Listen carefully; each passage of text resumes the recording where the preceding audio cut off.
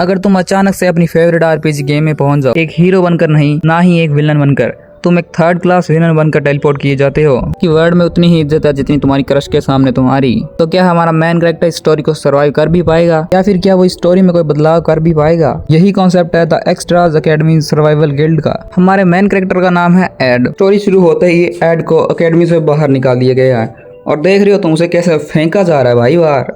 इतने भी क्या उसने कांड गए होंगे। अकेडमी के और बच्चे, उसके क्लासमेट सब उसका मजाक उड़ा रहे हैं। जो दूसरी नोबल फैमिली से बिलोंग करते हैं वो सारे तो अमीर ही हैं, इस गरीब का मजाक उड़ाया जा रहा है। उनमें से एक बंदा कहता है वो सुन लेगा भाई, थोड़ा धीरे बोलो।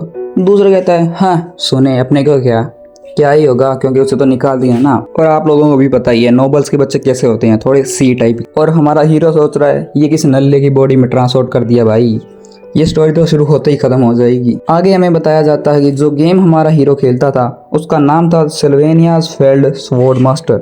यही वो गेम है जिसको ये हजारों बार खेल चुका है और गेम वालों ने इसे अंदर ही बुला लिया।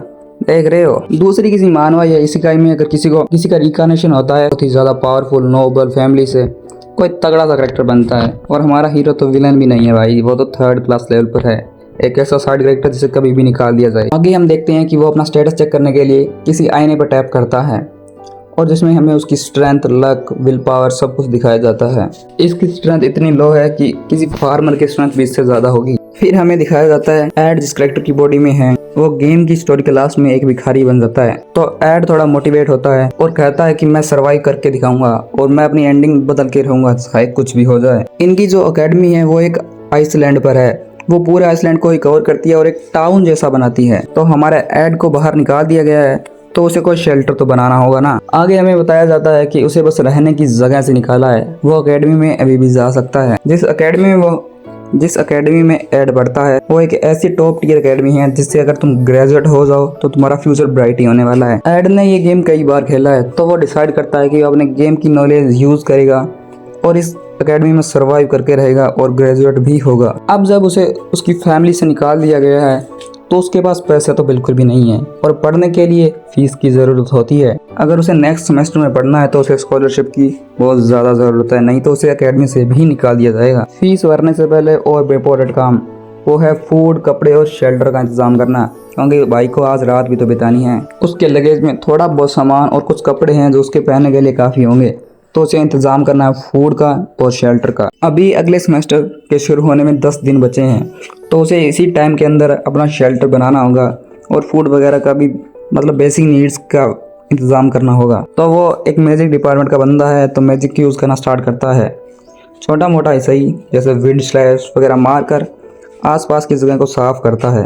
और बंदा इतने में थक गया है, थोड़े से मैजिक यूज़ से ही हमारा बंदा भूख से मर रहा है, तो अब इससे पहले खाना चाहिए होगा। बेचारा इतना गरीब हो चुका है कि अब उसे लकड़ी पकाकर खाना पड़ रहा है। अब जो भी मिले उसे खाना तो पड़ेगा। और उसका चेहरा देख रहे हो तुम भाई, कैसा हो गया है भूख से कि भाई मर जाएगा पहले ही। और उसे अब पता चल रहा है कि लकड़ियों को खाना सही नहीं है, वो सिर्फ बिल्डिंग के लिए काम आ सकती है। शेल्टर बनाने के लिए वो उसका फ्रेम रेडी करता है, जिसके लिए वो 4 लकड़ी को एक साथ ही उठा लेता है और हाँ वो उसके ऊपर गिर गई। इतनी भी ताकत नहीं है उसके अंदर, जैसे तैसे ताकत लगा के खड़ा करके रस्सी से बांध ही दिया। नीचे बिछाने के लिए भी उसके पास कुछ नहीं है और वो धरती पर नहीं सोना चाहता, अपने कपड़े ही नीचे डाल देता है और उसी पर रेस्ट करता है। बंदे ने अपने शेल्टर को थोड़ा रिनोवेट भी कर दिया है, तुम देख सकते हो उसकी मेहनत, बढ़िया लग रहा है, वैसे इतना भी खराब नहीं है।